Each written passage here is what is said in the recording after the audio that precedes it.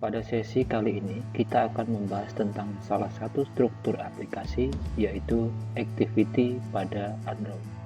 Video ini akan menjelaskan bagaimana praktik membuat aplikasi sederhana menggunakan satu Activity pada Android Studio.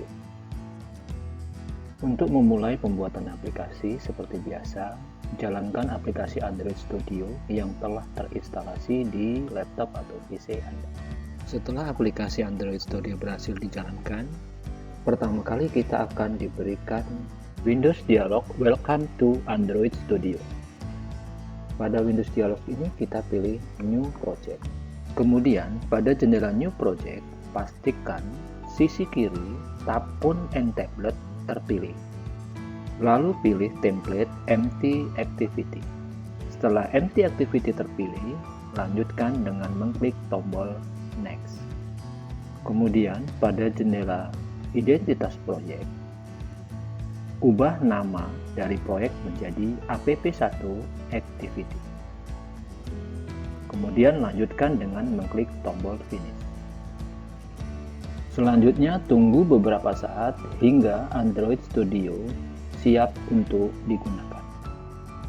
Ketika membuat proyek baru di Android Studio, biasanya akan ada dua berkas yang sudah tercipta, yaitu Main Activity dan Activity Main.xml.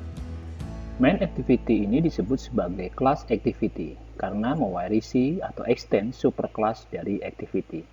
Tugasnya yaitu menampilkan layout activity_main.xml dan mengelola interaksi yang ada di dalamnya.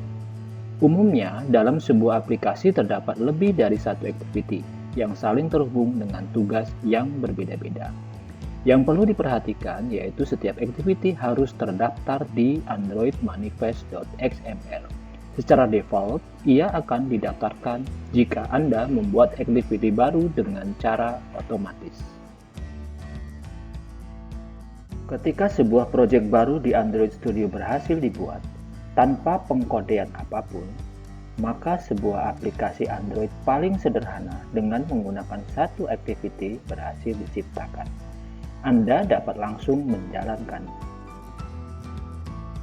Aplikasi sederhana menggunakan satu activity ini, jika dijalankan, maka pada simulator atau perangkat device akan menyajikan runtime sebagai berikut.